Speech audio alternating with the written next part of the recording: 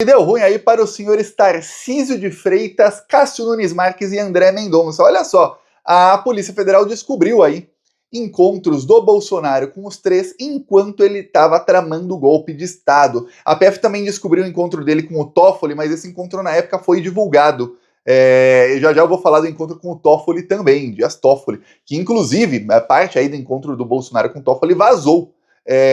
No caso aí, quem está com problema são Tarcísio, Cássio Nunes e o André Mendonça. Olha, a Polícia Federal já anunciou que, após terminar aí o relatório final da tentativa de golpe de Estado, do inquérito indiciando 37 pessoas, está trabalhando num relatório complementar. Então o final, na verdade, não é final. É igual a pessoa que está no bar, pede uma saideira e depois pede outra saideira, depois outra. Pois bem, a Polícia Federal aí com os relatórios de golpe. Tem o final, mas agora vai ter o final depois do final. Talvez tenha outro depois. Por quê? Porque estão adicionando pontos aí que acreditam que podem agregar ao inquérito, né? Que ficaram pontos soltos, ficaram bem poucos, mas eles estão adicionando mais coisa exatamente para pegar mais bandidos. Para você ter ideia, ontem foi afastado um juiz lavajatista, amigo do Sérgio Moro. O juiz Sandro Vieira, ele é do TRF4. TRF4 é aquele lá daqueles três bandidos, né, que eu chamava de três patetas aqui, que confirmaram a prisão do Lula, passaram o processo do Lula para que ele fosse preso na frente de outros 500 processos, e que foi o processo julgado mais rápido da história então, na época eram 67 anos do TRF4, para você ver. Um juiz do TRF4 que assinou em 2019 um manifesto pró-Sérgio Moro, quando a Vaza Jato veio à tona ali e os crimes do Sérgio Moro vieram à tona. Este aí foi afastado e talvez seja preso muito em breve, porque ele ajudou a escrever a minuta do golpe. Pois bem, ele não era o único juiz que parece que estava ajudando, não. A Polícia Federal descobriu 12 encontros do Bolsonaro com ministros do Supremo Tribunal Federal. 12 encontros. Isso entre novembro e 19 de dezembro de 2022. Ou seja, depois de 19 de dezembro não teve mais encontro. Exatamente quando o Bolsonaro estava tramando o golpe. Os encontros com André Mendonça e Cássio Nunes foram todos antes do dia 15. Dia 15, que é o dia em que iam assassinar o Alexandre de Moraes. O encontro com Dias Toffoli foi no dia 19 de dezembro de 2022. Mas a polícia também descobriu agora que o Tarcísio de Freitas se encontrou com o Jair Bolsonaro. Engraçado, você viu o destaque nisso aí na imprensa? Comenta aí, teve destaque? Nossa, você consegue imaginar se fosse uma tentativa de golpe aí do PT, aí o governador de São Paulo, que o Haddad tivesse se encontrado com o Lula? Consegue imaginar que seria? Se na época da Lava Jato ali, que estava acusando o Lula de corrupção, se tivesse um encontro do Haddad com o Lula, com os empreiteiros ali que estavam delatando sem provas. Você consegue imaginar? Não ia ter menos de 15 minutos sobre esse encontro no Jornal Nacional. Tá? Mas como era o Tarcísio de Freitas, não tem repórter ali na frente do Palácio dos Bandeirantes, acampado, para quando ele sair perguntar: ô Tarcísio, e aí? Se foi fazer o que nesse encontro com o Bolsonaro? Então, no dia 15 de novembro de 2022, o Tarcísio se encontrou com o Bolsonaro e com vários golpistas. Foi um encontro só de golpistas. Aqui tem o horário, a data e o horário de entrada e saída de várias pessoas ali no encontro com o Bolsonaro, no Palácio da Alvorada, tá? Para você ter ideia, começa aqui, a listinha começa bem, viu? Começa com o Cordeiro. O Cordeiro é capitão do Exército que foi preso por golpe de Estado. Tenente Coronel Cid, não precisa falar nada, né? General Braga Neto, que tá fazendo hora extra fora da prisão, já era para estar preso.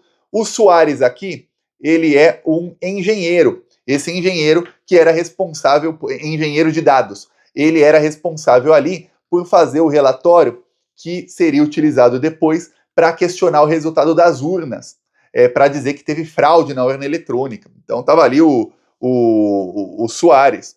Estava também José Eduardo, que talvez seja um ex-ministro do Bolsonaro, e o Felipe Martins. Felipe Martins estava escrevendo a minuta golpista. Estava Tarcísio de Freitas, tá? O Rocha aqui, ele é o presidente do Instituto Voto Legal, também indiciado. O Rocha, o Instituto Voto Legal foi aquele instituto que, junto com o Soares aí da lista, fez aquele relatório dizendo que tinha fraude em 200 mil urnas e que essas urnas aí tinham que ser invalidadas, os votos dessas urnas, mas só no segundo turno. E só urnas em que o Lula ganhou a eleição, tá? E no primeiro turno? Não, primeiro turno deixa, elegeu 99 deputados do PL, deixa. Não vamos também incomodar o centrão que foi eleito por essas urnas. Só no segundo turno, é só ali urnas que ajudaram a eleger o Lula. Aí o PL foi multado em 22 milhões de reais. Até hoje o Bolsonaro usa isso como desculpa para falar que, olha, eu tentei pelos meios legais, aí eu estudei estado de sítio. Ele confessa o golpe. Pois bem, o que o Tarcísio fazia nessa reunião? O que o Tarcísio estava fazendo com o Cid? O Cid, qual era o nome aqui? O Cid, o Braga Neto e o Cordeiro, eles participavam aí ativamente do grupo que estava ali tentando convencer os militares a dar golpe. O Tarcísio é militar, tá? O Tarcísio é militar, lembra disso. Outros ali são dois que estavam ajudando a escrever a minuta golpista e dois que estavam ali fazendo a tese de que as urnas tinham fraude. Quer dizer, estava toda a cúpula do golpe ali no Palácio do Alvorada e o Tarcísio de Freitas no meio. Aí você fala, por que o Tarcísio não foi indiciado? Por que não estão investigando o Tarcísio a fundo? Por que não fizeram busca e apreensão para o Tarcísio? Todos esses foram alvo de busca e apreensão. Todos eles. Só teve um que foi poupado até o momento, o Tarcísio de Freitas, o queridinho da Globo, o moderado da Globo, a direita do bem da Globo News, Tarcísio de Freitas. E aí? Pois bem, a Polícia Federal está aí investigando mais, agora a fundo, para fazer um relatório complementar. Vamos ver se pegam o Tarcísio. Também descobriram aí 12 encontros de Bolsonaro, Cássio Nunes e André Mendonça. Não foi divulgado ainda quando ocorreram esses encontros, mas se sabe que com Cássio Nunes e André Mendonça os encontros foram todos antes do dia 15 de dezembro, ou seja, tem uma chance enorme. Olha, por que o Bolsonaro, enquanto estava tentando o golpe de Estado, recluso no Alvorada, ia se encontrar 11 vezes com ministros do STF fora da agenda? Os ministros não colocaram nas suas respectivas agendas. Por que agendas? Por quê? Estranho, né? Estranho. Será que esses ministros estavam ajudando a escrever a minuta golpista? Será que esses ministros estavam ajudando aí a escrever, a fazer a tese jurídica do golpe? Será? São juristas, queira ou não. Por mais que possamos aí questionar as capacidades jurídicas deles, chegaram no STF lá só porque são amigos do Bolsonaro e não por capacidade ou saber jurídico. Pode até alguém falar isso, tá, mas que são juristas, são. E estavam lá. Se tinha gente da laia do Felipe Martins fazendo a minuta golpista, pô, o Cássio Nunes e o André Mendonça sabem mais que ele. Pois bem, não sabemos, a Polícia Federal agora tem uma coisa, viu? A Polícia Federal tá pegando aí o Cássio Nunes. Não o Cássio Nunes, mas gente ligada a ele. Teve uma operação de busca e apreensão essa semana num inquérito comandado pelo Cristiano Zanin Martins. Cristiano Zanin. Esse inquérito tá pegando aí venda de sentenças de ministros do STJ, terceira instância. Uma dessas ministras aí é bolsominion raiz, tá? Alguns ministros não são, nunca nem julgaram o caso do Bolsonaro, então a gente não sabe se são ou não. Outros aí têm mais votos contra o Bolsonaro do que a favor, mas uma é bem bolsominion raiz. Mas o caso é que está envolvido também nesse caso aí gente ligada ao Cássio Nunes, ministro indicado pelo Bolsonaro. E o que chamou a atenção nesse caso foi que o Zanin fez ali a operação de busca e apreensão, então essa semana a Polícia Federal foi no gabinete aí de vários ministros, não no gabinete dos ministros, mas dos seus assessores dos ministros, foi na casa de vários assessores dos ministros do STJ e pegou ali coisa de muita gente ligada também ao Cássio Nunes e que o que se esperava é que o Zanin ia mandar o caso para a primeira instância. Só que ele não mandou. Se ele não mandou para a primeira instância é porque tem gente com foro privilegiado envolvida, acredita o Zanin. Então, que tem ministro do STF ou do STJ que tem já indícios fortes contra, isso já é garantido agora. Então veja, Cássio Nunes está aí ruim para ele, viu? Tá bem ruim. Aí, o Bolsonaro se encontrou também com o Dias Toffoli no dia 19 de dezembro. Eu lembro desse encontro. Foi mais ou menos anunciado, não mais ou menos, foi anunciado via imprensa antes, que teria ali as fontes ocultas da imprensa, né? Que o Dias Toffoli ia se encontrar com o Bolsonaro para tentar convencê-lo a reconhecer aí a derrota na eleição, 19 de dezembro. Nesse encontro, o Dias Toffoli chegou a falar para o Bolsonaro, e isso vazou na imprensa na época, ele falou, olha, você acha que se a coisa sair aí do controle, os generais vão deixar um capitão assumir o poder? Você acha? Era o Dias Toffoli tentando dizer, ó, Bolsonaro, se você fizer alguma coisa, você acha mesmo que esses generais não vão te passar a perna e eles vão ficar no poder, só estão te usando, ô, Bolsonaro? Será?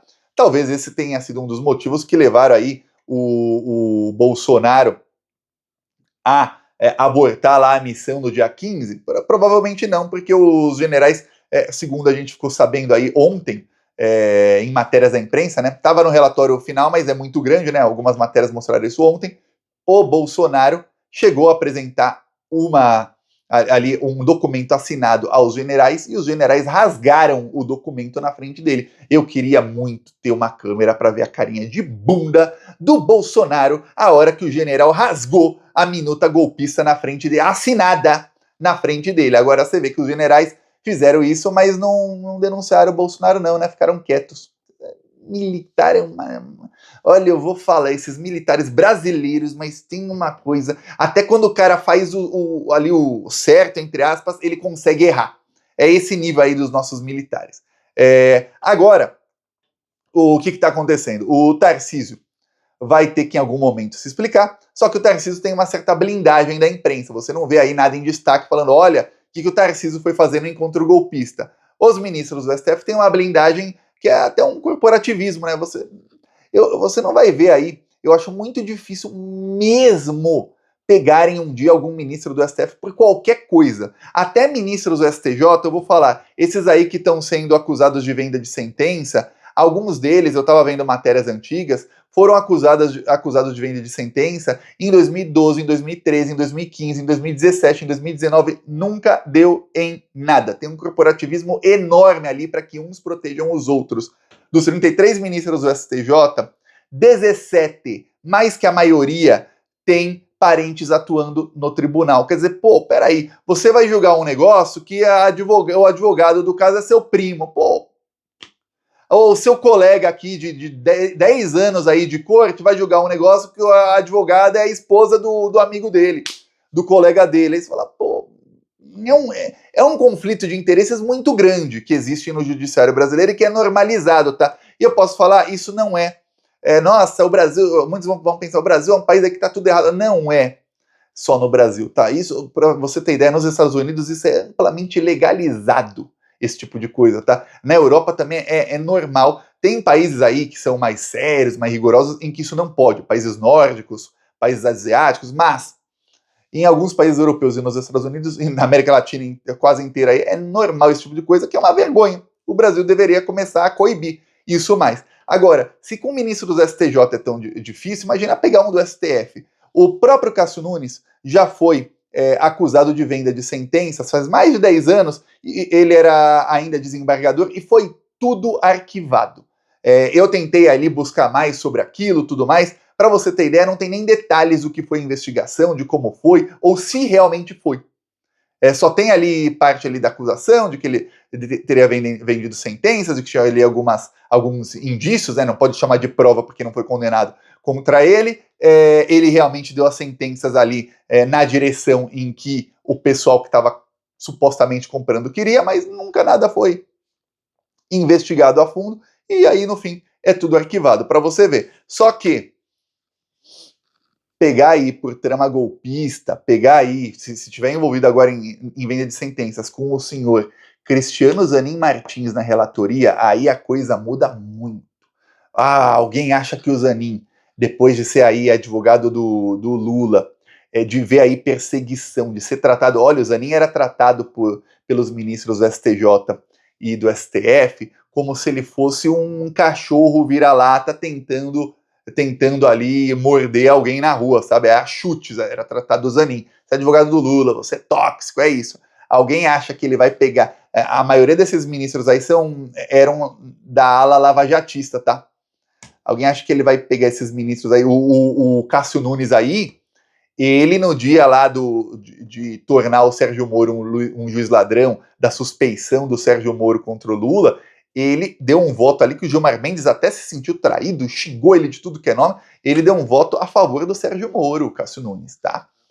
E aí, o que acontece? Alguém acha que o Zanin vai deixar barato isso tudo?